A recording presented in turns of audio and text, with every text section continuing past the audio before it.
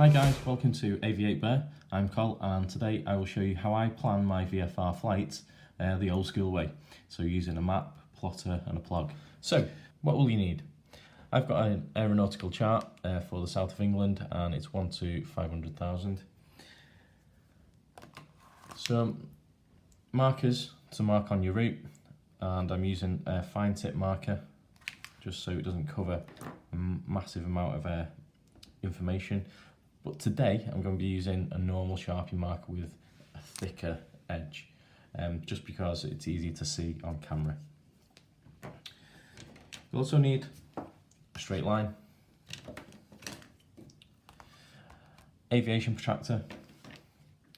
I'm using a CRP1 flight computer, pen and pencil for your PLOG, and finally a flight PLOG. Now I'm using Pooley's VFR Flight PLOG, but you can quite easily make your own or download them from anywhere online. You'll also need some briefing charts as well from the Met Office. So this is a 215 chart and it shows a low level forecast for anything below 10,000 feet in the UK. So we're flying within Bravo area, and obviously today the weather is really bad, and that's the reason why I'm not going out flying and I'm doing this instead. The other chart that you need is a 214 form, and again you get this from the Met Office, which is a low level spot wind chart, and it covers the whole of the UK, and each box has winds at different levels. So we're flying around the Liverpool area and south of Liverpool. So Echo Golf Golf Papa is Liverpool, and we're sort of flying in this area here. So we're flying, we'll say at 2,000 foot. So the wind at 2,000 foot is coming from 240 and it's at 40 knots. And the last number is the temperature, which is +7 at 2,000 foot. So we need to remember that or write it onto your PLOG, because we need to use them numbers to calculate our time. So we've pre-briefed ourselves on the weather and we've got our chart ready. So the first thing that we're going to do is mark where we're flying from and where we're flying to. So I put a circle around Liverpool and I'm going to fly down to Sleip today. Now I know that flying out of Liverpool there are exit and entry points for the airspace because it is Class D airspace, and if we are flying from off runway 27, okay, to the west, we need to come down to Chester and leave the zone via Chester. So first thing I mark on my chart is a line from Liverpool to Chester. Now from Chester to Sleip, I'm just going to fly direct. So from Chester to Sleip, I'll just draw my line on.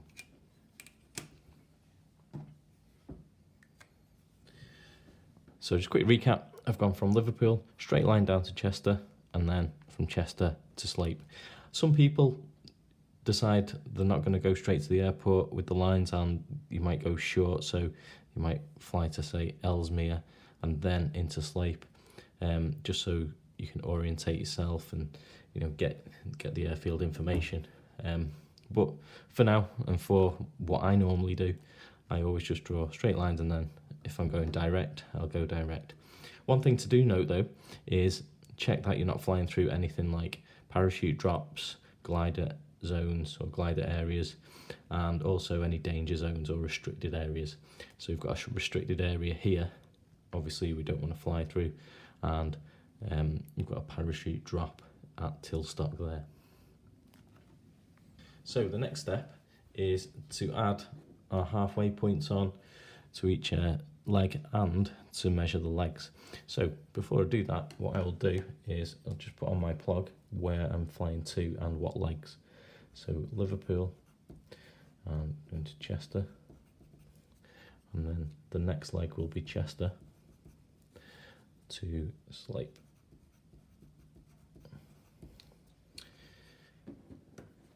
Then take your aviation protractor and then you can measure each leg.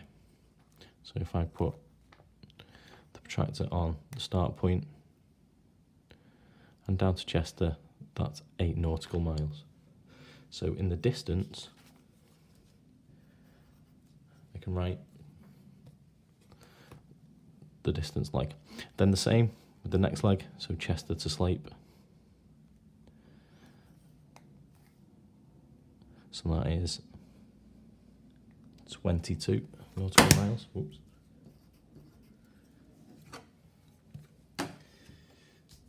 So that's it. Then what you can do is half each number and put your halfway point on to your map. So my halfway point is 4 nautical miles, and for Chester to Slape is 11. So next is to fill in the MSA, which is the minimum safe altitude. So what I've got on my China graph pen is, or pencil, is every 10 nautical miles I've put a notch on, just so it makes it quite easy to work out distances, certainly when you're flying, but also when you're doing this part of the activity. So what we do is we've got 10 nautical miles, so 5 either side of our line, and I'm just going to run the pencil down and see where the highest point is.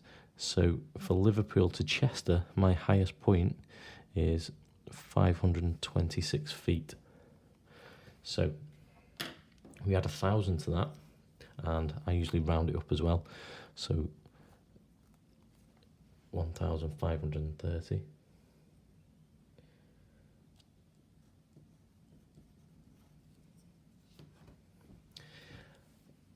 And then I can put in the altitude that I plan to fly at. Now, Liverpool's airspace is quite restricted. However, just for this example, I'm just going to say we're going to climb to 2,000. And we do the same with the second leg. So we've got 745. As we get down to Slape, we can see that's 745,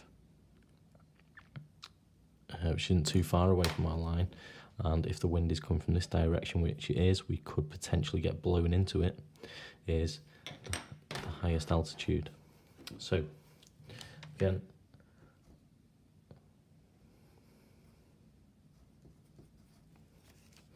I'll put my minimum safe altitude and then the planned altitude of 2,000. So the next thing I'm going to do is mark on the wind. So the wind was coming from 240 at 40 knots. So I'm just going to put a rough line on here at 240. So that direction. And just as a reminder, I'm just going to put on what the wind's doing.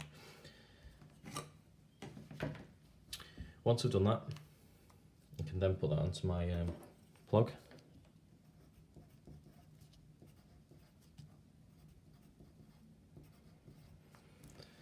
So that we can then calculate all the drift. Next, we are going to add on our 10-degree drift line. So we need a protractor and a pen. Now, think about the pen that you use, because if you use a red, which I've done in the past and got confused, it can become really confusing with the roads that are also marked on the chart.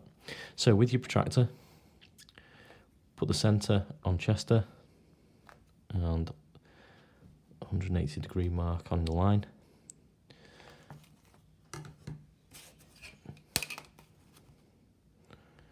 Mark on 10 degrees.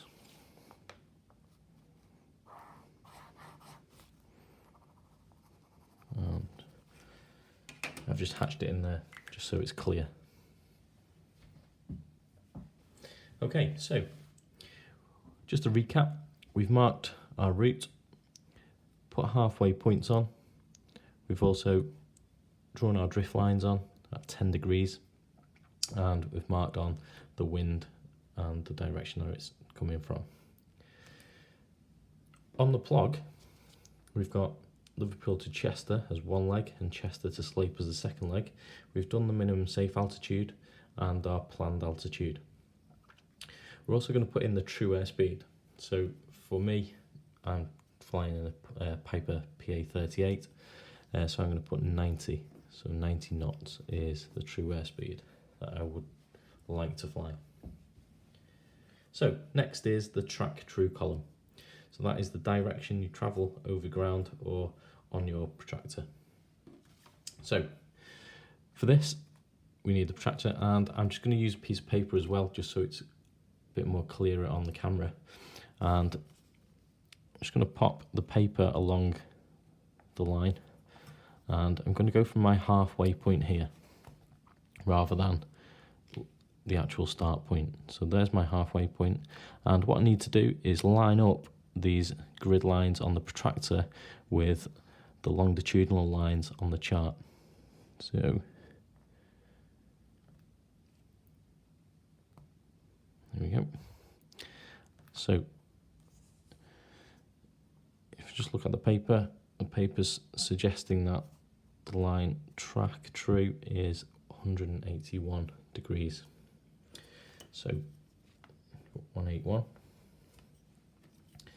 Then we do the same for the next leg.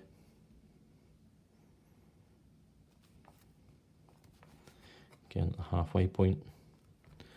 Line up the grid lines with the longitudinal lines.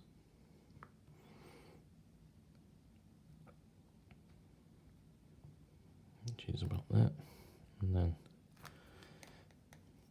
so our next true track is 174, so 174.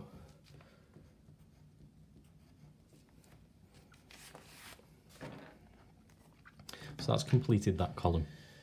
So now we've done that, the next thing to do is fill in the true heading. So that is the direction that we travel through the air, and we take into account the wind component. So the wind component today is 240 degrees at 40 knots.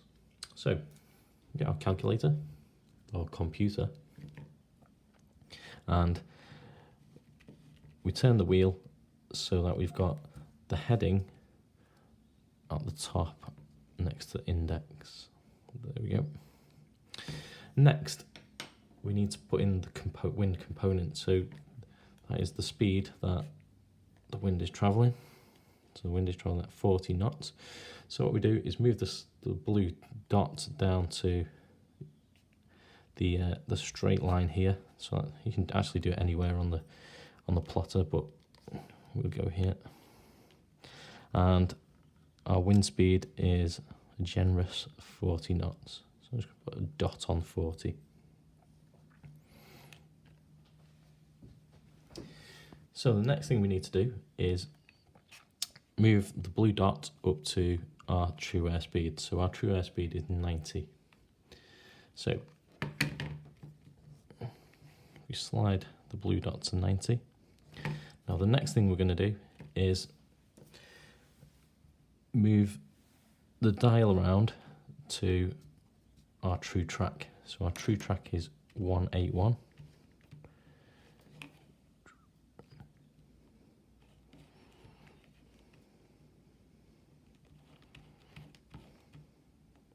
There we go.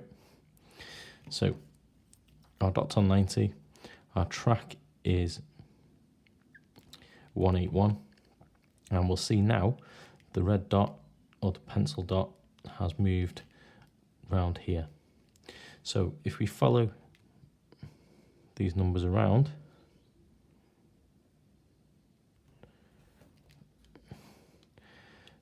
the dot has moved away 25, 26 degrees.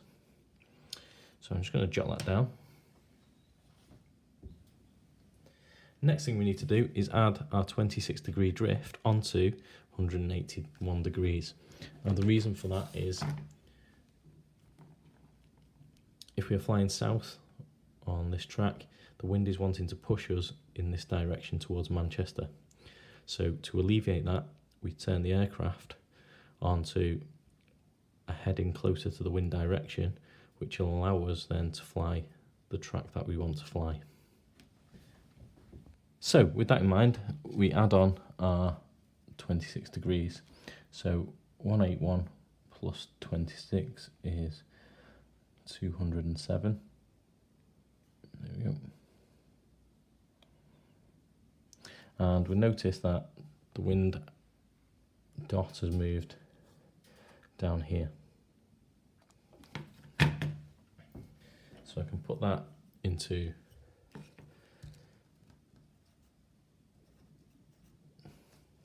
the heading true. I can also work out from here my actual ground speed. So my ground speed is, if we look on the plotter, just above 60, so I would say it's 61 knots. So because we're getting pushed backwards, we are obviously going slower. Then we can do the same for the next leg.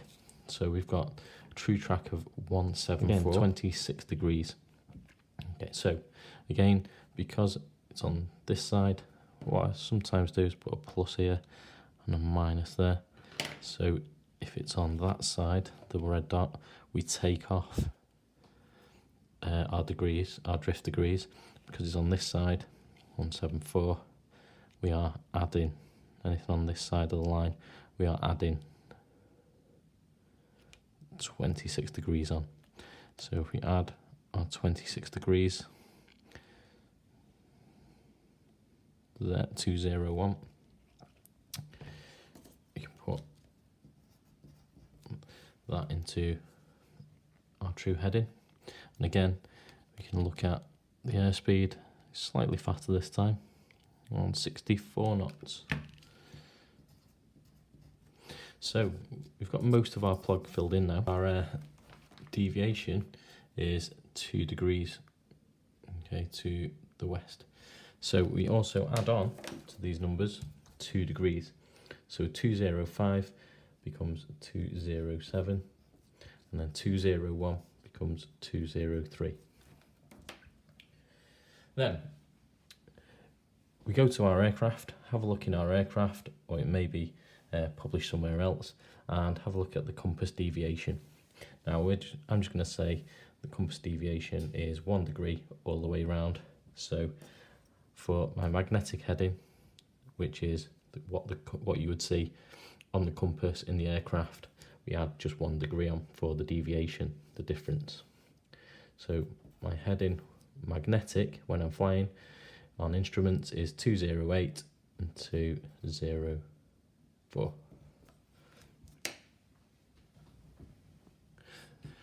Finally, we have to calculate the time. So if we look at our first leg and we look at the ground speed, we are travelling at 61 knots. So if we turn our CRP over and we move the dial in the middle, the arrow, the time arrow, to 61, which is there. And then we look at the distance, so the distance is 8 nautical miles. So if we go around to 8, we can see it's going to take us 8 nautical miles. Take the 0 off the top, is going to take us 8 minutes. Then the next leg, the ground speed is 64 knots. Just going to turn that to 64. And the distance is 22 nautical miles. So that's going to take us just short of 21 minutes. So I'm just going to round that up to 21. So according to this, our total flight time is 29 minutes and total distance is 30 nautical miles. I hope this helped. On the next video, what I'll do is show you how to plan your fuel based on what we've got here. So if you found this video useful or you just enjoyed it, please hit the like button below and subscribe for more videos. Thanks for watching and see you soon from Aviation.